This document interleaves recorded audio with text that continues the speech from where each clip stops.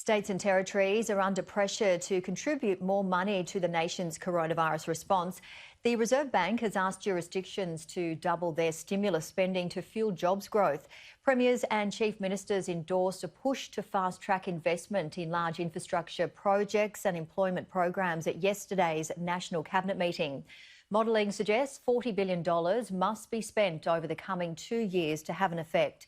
Prime Minister Scott Morrison also called on National Cabinet to reach a consensus on borders as Victoria controls its coronavirus outbreak. Refocusing on the path out. This was a week of hope. The Prime Minister praising the Queensland Government for allowing those travelling from hotspots across the border for medical help. Evidence of the working relationship that is there to deal with the practical issues on the ground.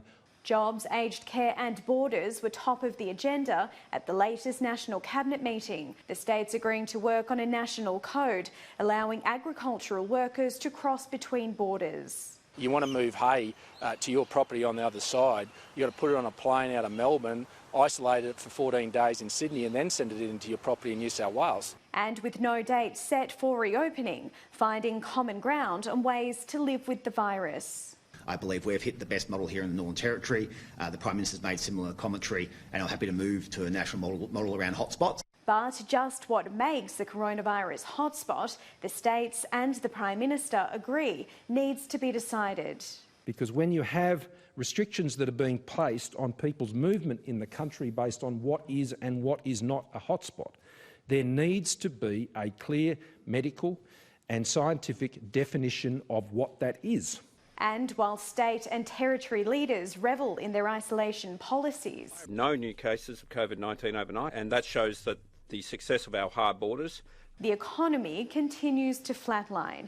The RBA governor saying it's time they chip in, calling for an extra $40 billion worth of projects to be rolled out over the next 2 years. It's about getting Australians back into jobs. It's about keeping Australians in jobs. The Prime Minister also allocating an extra $171 million for aged care, while standing by his aged care minister after this appearance at a Senate inquiry. How many residents of aged care facilities funded and regulated by the Australian Government have passed away from COVID-19? I'll just have to look up my latest report, Chair. That might take me a moment. How many residents of aged care facilities have COVID-19 today? Again, Senator, I don't have the report with the actual detail in front of me. Those issues are not far from the Minister's mind on a minute-by-minute basis. But look, what's necessary is the actions that he has taken. Lauren Darragh, Sky News, Canberra.